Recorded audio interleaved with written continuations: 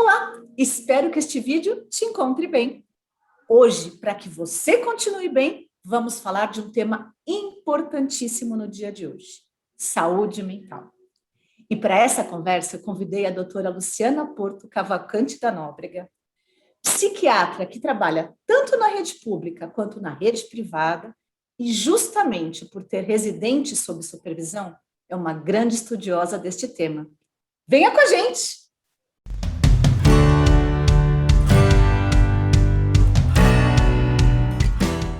Doutora Luciana, muito obrigada por ter aceito o meu convite. Eu que agradeço, Bia, a oportunidade, o convite.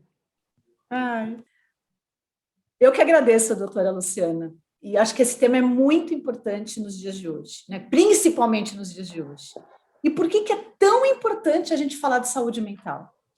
Os acometimentos mentais, né, os problemas de saúde mental, eles são tidos como a quarta onda da Covid, né, que se inicia ali com as primeiras mortes, né, quando a pandemia se espalhou pela Europa e depois pela América, e ela vem num crescendo, é uma curva ascendente, até o momento que ela vai atingir um platô, que, na minha opinião, ainda não atingimos, e depois de atingindo esse platô, ela vai permanecer por meses ou anos. Então, das ondas da Covid, ela vai ser a mais duradoura. Essa é a questão, né?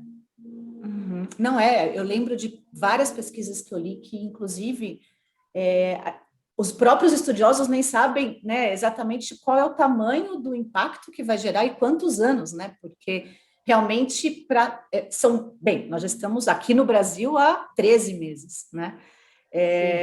Vivendo tudo isso. Né, e cada dia é um dia, né? Como que a gente preserva a saúde mental nesse contexto?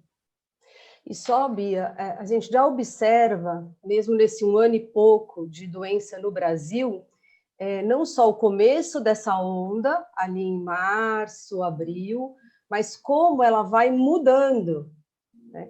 Então, num primeiro momento, as pessoas se assustaram, tomaram as providências, se fecharam nas casas, né?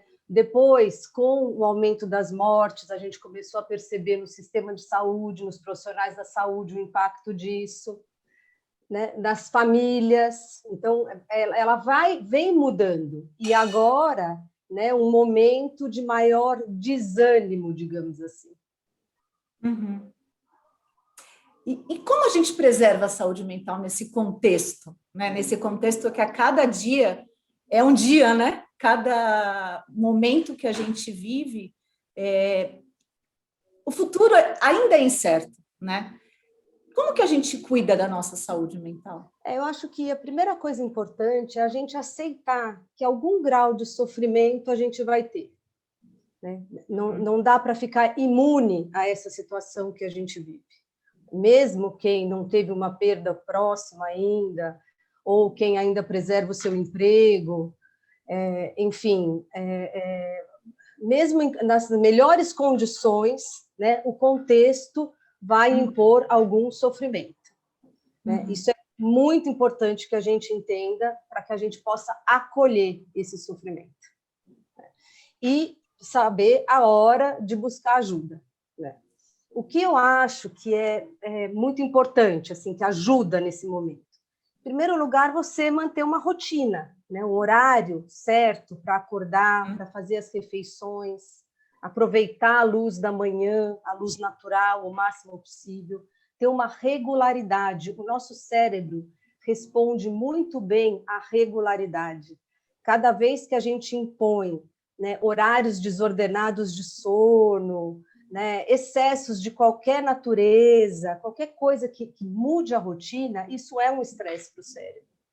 E nesse momento, muitas pessoas perderam essa possibilidade da rotina, né, por ficar em casa, por ter os horários de trabalho e de lazer se confundindo.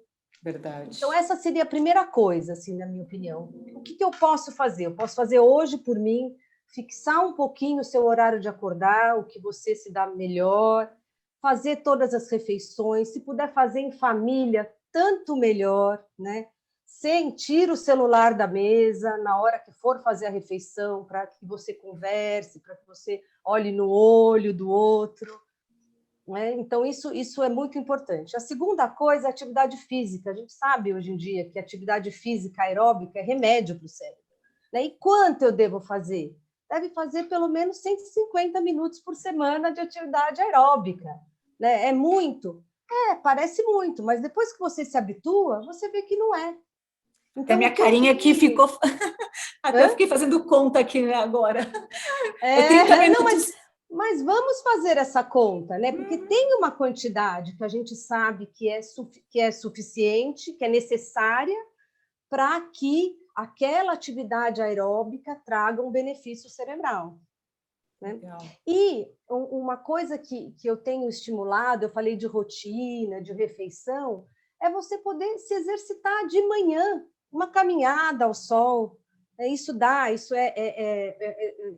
traz energia, né? Uma vitalidade mesmo que vai te ajudar aí ao longo do dia. Agora, o que eu tenho convidado as pessoas a pensar é o seguinte: o que eu posso fazer? A gente está num momento que a gente fica muito no que eu não posso fazer. Né?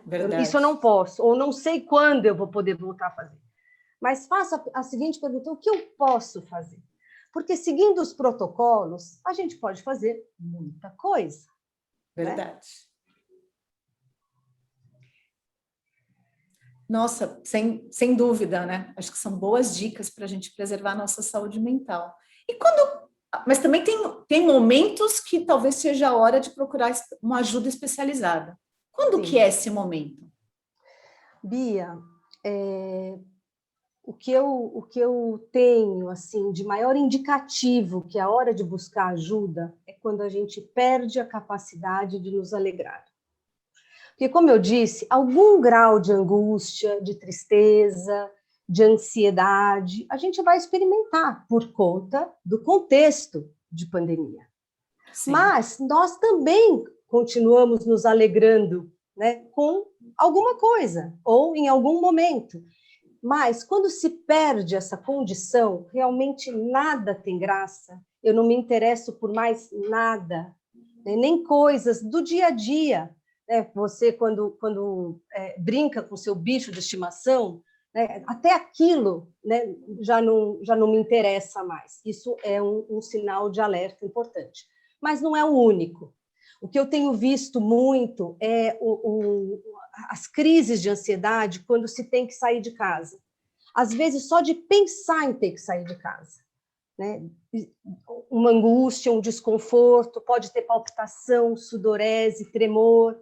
Isso é um indicativo importante. Por quê? Porque algum grau de apreensão é natural que a gente tenha ao sair de casa, porque a gente vai enfrentar uma situação que exige atenção. Eu preciso me controlar para não pôr a minha mão no olho, para lavar a mão, para não tirar a máscara, para manter a distância. Então, algum grau de apreensão é natural e é necessário que a gente experimente antes de sair de casa. Agora, se a sua ansiedade te impede de sair, isso é um sinal de alerta importante. Por quê? Porque isso vai te levar a mais isolamento, que vai cada vez agravar mais a sua situação. Então, eu falo, olha, como que eu faço para não pegar a Covid de jeito nenhum? Fique em casa, se tranque em casa. Mas isso não é razoável e não é necessário, né? Em algum momento a gente deve sair, é claro que evitando, todos nós já sabemos, aglomeração, saídas desnecessárias, mas em algum momento a gente precisa sair, então vale a pena observar como a gente está neste momento de sair de casa. Outra coisa importante é o sono, né? Assim, claro, as pessoas têm relatado alterações do sono, às vezes mais no sentido de um aumento do tempo total de sono, me referem muito, mas também uma insônia, quando eu vou me deitar à noite, eu fico pensando, o sono demora a vir, daí vem um sono superficial. Isso é natural. A gente contorna de que maneira? Evitando muita notícia antes de dormir. Porque o que eu observo, Bia, é que as pessoas estão ficando intoxicadas por notícia. Muita notícia desnecessária. É verdade. Sim, e principalmente ali na cabeceira da cama com o seu smartphone. Não é verdade? Verdade. Então, talvez só de você procurar fazer uma higiene do sono, regularizar o horário de dormir, evitar algumas coisas 1 hora, 2 horas antes da hora de deitar, talvez isso tudo se resolva. Agora, se você me diz, olha, eu estou tendo pesadelos, coisas do passado têm me voltado à mente, eu desperto de madrugada com sobressaltos, isso é um sinal de alerta, isso não é normal. Então, assim, vivemos um momento em que existe um certo desânimo. Muito tempo estamos isolados, somos seres sociais, né? A gente precisa do outro, né? Da interação, da aprovação, do contato, debater, trocar ideias. Muito tempo isolados, muito tempo num ambiente artificial. Então, é claro que o nosso humor vai se abatendo. Vivemos agora a piora da pandemia em março, uma coisa algo inesperada. Então, a gente fica com uma apreensão, né? Quando que isso vai acabar? Né? Oi? Aumentou a apreensão, né? Sim, claro, foi esse momento foi de muito sofrimento mesmo, porque a gente tinha uma expectativa de 2021 melhor, não é? E essa expectativa foi frustrada logo cedo. E dado a saturação do sistema de saúde, que era algo que muito nos preocupava no ano passado, a gente foi ver isso esse ano, né? Então, isso foi muito angustiante. Então, algum grau de ansiedade a gente está experimentando. Isso é natural.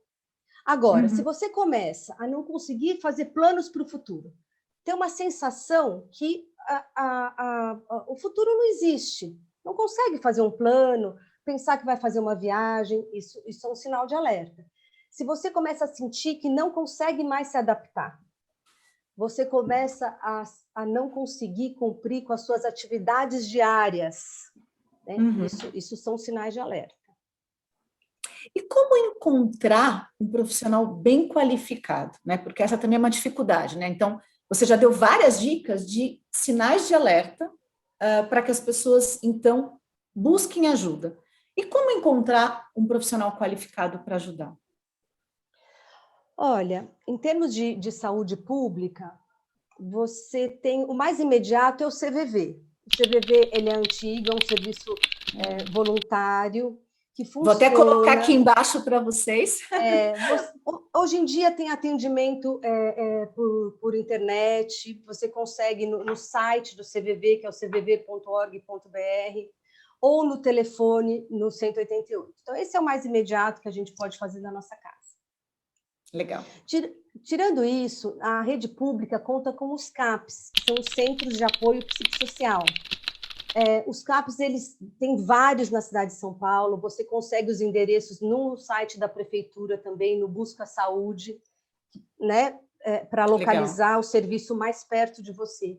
O CAPs tem acolhimento diário, normalmente das 7 às 5 ou 7 da noite, precisa ver no site, mas assim, é um acolhimento diário, basta comparecer, um profissional da área da saúde mental vai ouvir, nem sempre o tratamento se dá no CAPs, depende da avaliação de quem faz essa escuta, mas com certeza o paciente é direcionado dentro da rede pública, né? Os postos de saúde também contam com acolhimento e saúde mental, basta procurar espontaneamente. É claro que para os CAPs e para os postos de saúde, existe uma preferência para que se busque o da região onde você mora ou da região onde você trabalha ou estuda, porque aquele é um primeiro contato que às vezes motiva, né, outras intervenções, que prevêem inclusive visitas domiciliares. Por que eu estou falando isso? Porque às vezes você tem alguém gravemente doente em casa que não se dispõe a ir até o serviço. Né? Verdade. E daí o CAPS se presta para isso. O CAPS vai atender o familiar e vai orientar o acesso ao serviço de saúde, ou então vai se organizar para fazer uma visita domiciliar. A rede pública ela é muito avançada em saúde mental. Claro que não temos, né, todo o investimento que gostaríamos, mas Sim. a estrutura que já é montada, ela presta um atendimento integral e de qualidade. Nossa, Tirando isso, quem vai usar, por exemplo, a rede particular, pode ligar no seu convênio e perguntar onde que é o atendimento psiquiátrico, né, se conta com psiquiatras na lista de profissionais para consultas agendadas, ou onde se faz o pronto atendimento. Normalmente você consegue. O que eu vi aqui na pandemia são alguns sites de profissionais da psicologia ofertando atendimento, inclusive alguns gratuitos, vale a pena buscar. Verdade. Realmente, várias iniciativas foram organizadas nesse sentido. E de fato, doutora Luciana, bem, você já deu várias dicas de como procurar ajuda, né, na rede pública, quanto também na rede privada. Existe em algum site não sei se é do conselho, como pesquisar psiquiatras, se existe ou não, ou na verdade os profissionais que por algum motivo não estejam qualificados, eles nem estarão prestando atendimento. Aí, de fato, é uma questão de desconhecimento, né? Então, por exemplo, quando eu fui, né, alguns anos atrás, procurar uma nutricionista, eu entrei no conselho para procurar nutricionista. A pergunta seria essa: nós temos um conselho de psiquiatria ou um conselho mesmo de medicina no qual a gente possa pesquisar também? Sim, a gente tem o CREMESP, que você consegue lá a lista dos profissionais, e você tem a própria ABP, Associação Brasileira de Psiquiatria, que também informa, e alguns até por subespecialidade, psiquiatra infantil, né? Legal. Vou colocar aqui também o link para todo mundo. E esse tema, inclusive, né, na semana passada, o The New York Times publicou um artigo que apresentou o languishing como emoção dominante em 2021, né? E acho que na nossa conversa você passou por isso, né? Uma sensação de estagnação, de vazio, né? Lá no artigo, eles citavam como se fosse um estado intermediário entre esgotamento e depressão. E aí, várias mídias internacionais pegaram esse tema para discutir. Você tem visto isso na sua prática clínica? Aqui no Brasil a gente já tem falado disso, né, desse language, nem sei se tem uma tradução hoje no Brasil. Você pode definir como um definhar, acho que eu vi isso, né, essa semana na matéria, ele traduziu como definhar. Na verdade, essa desmotivação, né? Você fica... Que é natural nesse momento mesmo, é isso que vocês... Sim, é um certo desânimo, é uma sensação de não ter futuro, né? Porque você não consegue se planejar, porque você não sabe quando que você vai poder viajar. É o isolamento, né? É a falta da convivência, né, com o outro, com a família, com os amigos. A gente perdeu muito essa possibilidade de lazer. Então, isso, de certa forma, fica aí como um pano de fundo. O que as pessoas me falam muito é assim: olha, às vezes eu estou distraída com alguma coisa, vendo um filme ou numa conversa, e de repente eu me lembro da pandemia. Né? Se esqueceu por um momento, né? Se distraiu com alguma coisa, e daí depois vem na cabeça a pandemia e aquilo provoca uma certa angústia. Então, isso é uma coisa natural. O que se fala que é o meio caminho é porque a gente, os transtornos mentais, eles vão ocorrendo, boa parte das vezes, de uma maneira muito insidiosa. A depressão vai se plantando, né, vai se enraizando na gente. Então, tem que ficar alerta, e às vezes é difícil se distinguir. A tua pergunta foi ótima. Quando procurar ajuda? Porque, como eu disse no começo, algum grau de sofrimento todos nós experimentamos, isso é natural. É natural. Então, ele fala disso, ele fala desse estado de espírito que é provocado pelas notícias de morte que a gente tem, pelo receio aí do prejuízo econômico, a gente vê famílias na rua, né? A gente vê as ruas Aumentando muito. vazias. E aumentando muito os moradores de rua, né? A gente Sim, vê... sim, com certeza. E então, e você fica ali algo triste, né? Uhum, Mas isso pode evoluir para um quadro depressivo? Pode evoluir para um quadro depressivo, sem dúvida nenhuma. uhum. Bem, no fundo é ficar muito atento, né? Todos os sinais que, inclusive, você nos apresentou, né? Então, acho que é ficar atento a esses sinais, saber quando procurar ajuda. Mas tem ainda mais alguma dica, doutora, que possa ajudar quem está nos vendo? Olha, Bia, o que eu senti no começo, eu vi as pessoas se engajando em ações de solidariedade. Uhum, Eu achei que no início da pandemia isso foi de grande ajuda, tanto para quem recebe como para quem faz. verdade. É de mão dupla sempre, né? Exato. A gente também ali no começo procurava mais os outros, então as famílias faziam mais encontros né, em Virtuais. grupo, à Uhum. distância, remotos, se viam mais, falavam mais, né? Você buscou aquele amigo que há um tempo você não conversava. Ou seja, naquele momento as pessoas tinham mais energia, né? Agora estamos numa fase de baixa de energia. Então, às vezes, você pode ligar, mas você não liga. Né? Nossa, Você poderia se realmente. envolver num voluntariado, mas você não faz. Isso faz parte desse quadro. Né? Então, se eu posso deixar uma última dica, eu diria: se envolva em algo significativo. Né? Significativo. Porque isso é de grande ajuda. Pessoal, né, para quem faz, para quem recebe, e social. Nós não podemos perder isso. E o que tem me preocupado, que eu vejo um tempo gasto cada vez maior com debates políticos, né, intermináveis e que evoluem muito pouco, porque cada um já marcou sua posição, né? Realmente. E te roubando espaço de outras coisas que Te são roubando muito energia importantes. produtiva, né? Exato. A, Então, a gente chama até isso, não sei na psiquiatria como você chama, mas dentro das empresas a gente chama até de entropia, né? Você gastar energia produtiva com competitividade, com proteção da sua área, com exato, exato, burocracia, com preocupação com imagem. Eu nem sei se exato, exato, é isso mesmo.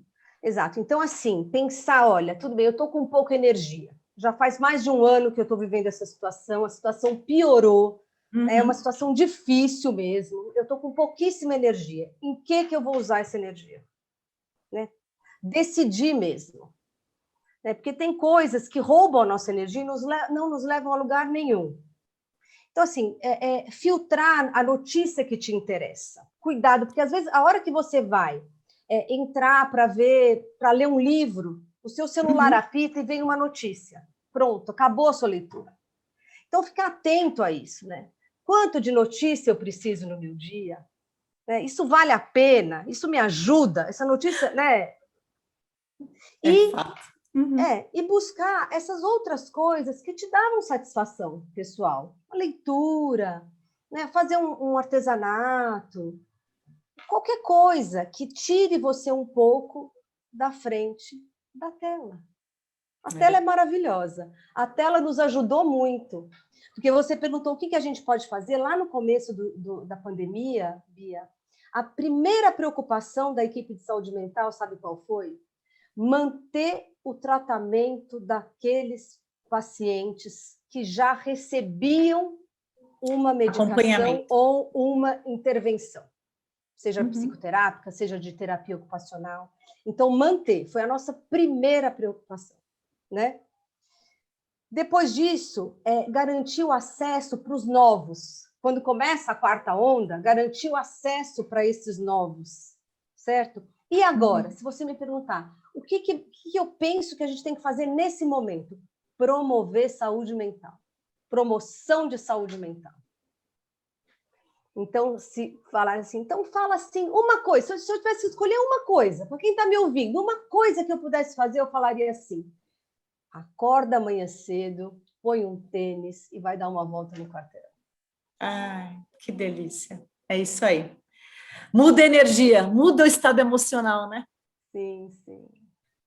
De fato, nossa, doutora Luciana, muito obrigada por compartilhar conosco essas informações, são muito importantes, não só para nós, como para todos ao nosso redor, né? Acho que a gente, de fato, né, o seu pedido de promoção de saúde mental, é isso que esse vídeo vem responder, né? Acho que nos orientar um pouco, dizer a importância disso e dizer que, de fato, a questão de saúde mental, se a gente não cuidar agora, ela vai se prolongar por muito tempo, né? Os resquícios, né, do que vocês, especialistas, estão chamando da quarta onda. Muito obrigada por ter compartilhado conosco. Eu que agradeço, adorei. Estou às Obrigada, ordens. obrigada. E a todos, cuidem da sua saúde mental. Assim, realmente, a gente vai poder ser a melhor pessoa que quisermos ser. Muito obrigada. Gratidão.